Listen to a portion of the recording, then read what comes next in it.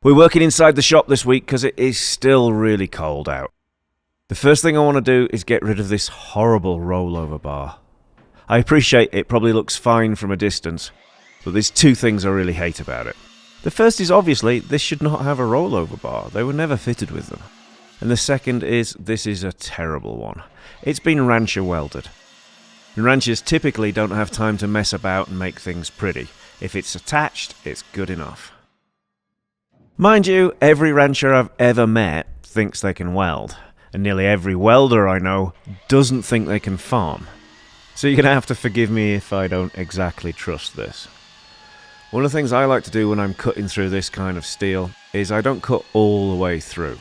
I take it about 98% of the way through and then I just bend it off at the end. That way you're not dropping a big lump of metal onto the floor or into your truck, and they separate easy enough. I do have rollover bars on my later Jeeps, you know, the CJ5s and things, but I just don't think they suit these early ones. And this was so badly fitted. There were some big bolts, but they were just going through the sheet metal of the wheel arches. If you went over it would have punched straight through there, offering no protection whatsoever and probably trapping and pinning you. So it just had to go. I am going to have to track down a windshield for this Jeep at some point though. And I'm not under any delusion that that would help me either if it rolled over. I think the only thing you can logically do with these is try very hard not to roll over in them. It's not a vehicle I would take hardcore rock crawling. I mean, I have other Jeeps for that kind of thing.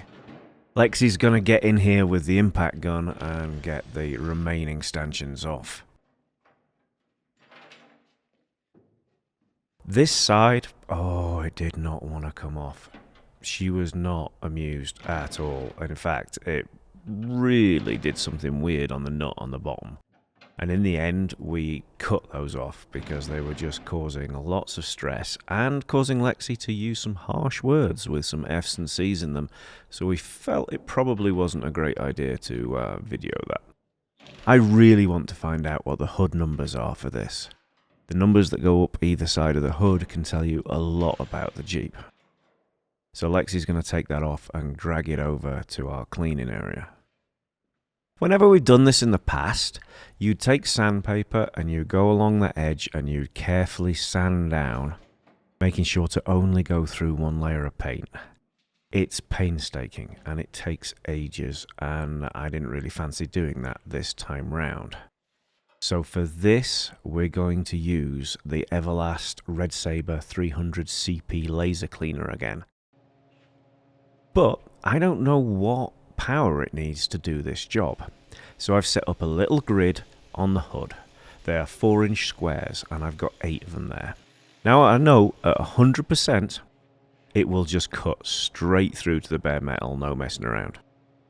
And that's no good for this application because we just need to take one careful layer of paint off, leaving the olive drab with the painted numbers on it. So I'm turning down the power for each one of these passes.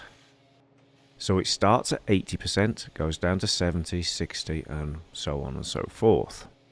Now on this top row I'm using a grid pattern, and that's a pattern that they use a lot for delicate applications, like removing varnish from antique wood and things like that.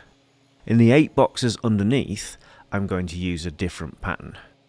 It's the pattern I use for removing rust from engines and paint from everything.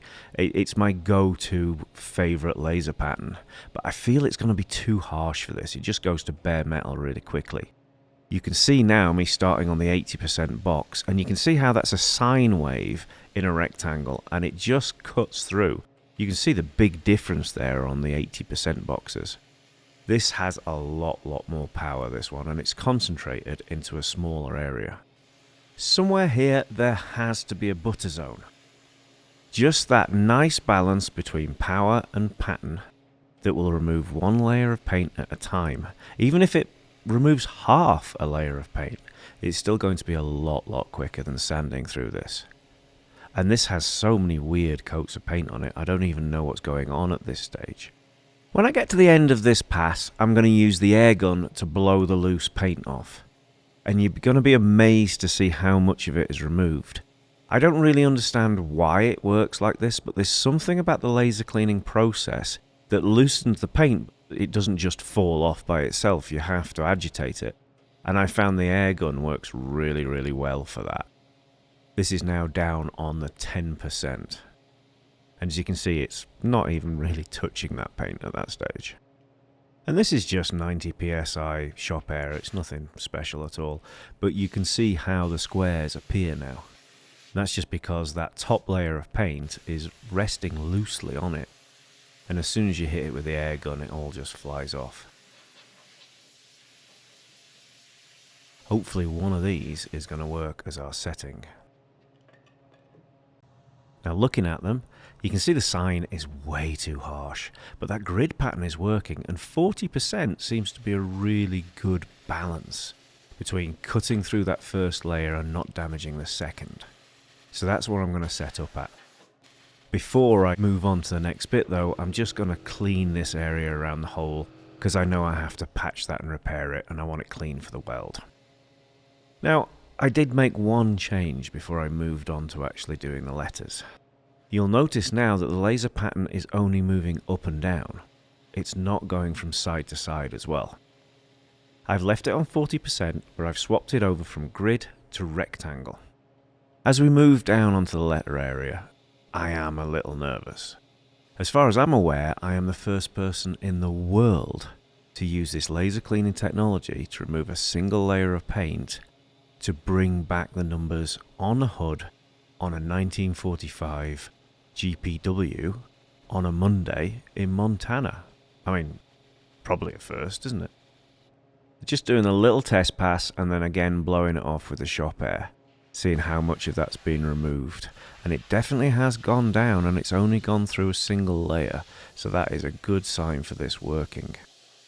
You'll notice that it's hardly touched the lighter colour paint. And that's definitely a thing with laser cleaners. It actually says in the manual that the hardest thing for it to remove is white paint, and it's because it reflects it back. So if you've got any areas with white or light coloured paint, you usually have to go over those quite a lot more than anything dark. I'm feeling a lot more confident now, and I'm tearing through the rest of this. You can see the olive drab on the hood latch. Now that's important, we're going to come back to that later, but see how that green is clearly there. If I just wanted to take this down to bare metal for painting or whatever, we could have gone through this in no time at all, the whole hood would be done by now. But obviously we're taking it super careful, because this is, it's almost archaeology at this point. We're starting to see some little patches of bare metal. You can see them coming through now. But no olive drab. Now, the numbers on these, I'm led to believe, for the most part of the war were a navy blue. They did that because they felt that the olive drab and the navy blue wouldn't show up together on photographs, so if the Germans took photographs they wouldn't be able to read the numbers. I don't think that actually turned out to be true, because if you look at early photographs you can read the numbers. Towards the end of the war, right around the time that this Jeep would have been made, 1945, they switched to white numbers. And they were going to, I think they went from 2-inch numbers to 3-inch numbers. I believe they all started with 2, maybe 2-0. Now, this isn't good. You can see here there's bare metal appearing, and no olive drab. But look how it's still on the catch. You can see it there, and not that clearly from this camera angle, but there's a little depression on the left hand side, bottom left right now on the hood, where you see a tiny little bit of olive drab there as well. And that's a low spot where they did the spot weld. I'm going to pan across now so you can see it better. It's going to appear on the screen right now. There on the left hand side. Those two low spots, and then you see it again on the hood catch. Exactly the right colour of green, but there's none anywhere else. Now this is odd. And then it started to make sense. I had just assumed that the hood was like the rest of the Jeep, where essentially somebody's been over with different colours of primer. Some of it red oxide, some of it is grey primer. There's bits of black paint, you can see it all over. But the hood is different.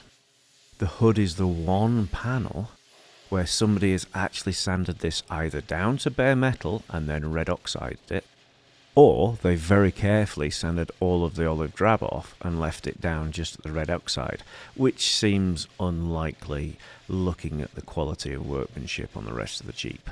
I think they probably just bare metaled it and then went over it with a cheap can of red oxide, which is a similar colour to the original Jeep red oxide. I'm taking this down to bare metal just to see if there's any kind of shadow of a number, but there isn't. And the other side, it's the same. They took it down to bare metal all over the top of this hood, and there's nothing there to be seen. So I flipped it over and tried on the area where they hadn't messed with the paint. And you can see the 3 stages of the paint there as I go through. You've got the dark green, you've got the lighter green, and then you have the red oxide underneath it. It's really clear there. So it's just a case that somebody stripped that hood. Those numbers are gone, and as far as I'm aware, they're gone forever. Now, just to cheer myself up after that, I want to send a hat to someone. So I changed one thing on this Jeep that I didn't video this week. I think it's pretty obvious. You can see it in the first part of the video. The first viewer to leave a comment saying what it is, I'll get one of these hats sent out to. Thank you very much for watching, and thanks to everybody that subscribed. We really do appreciate it.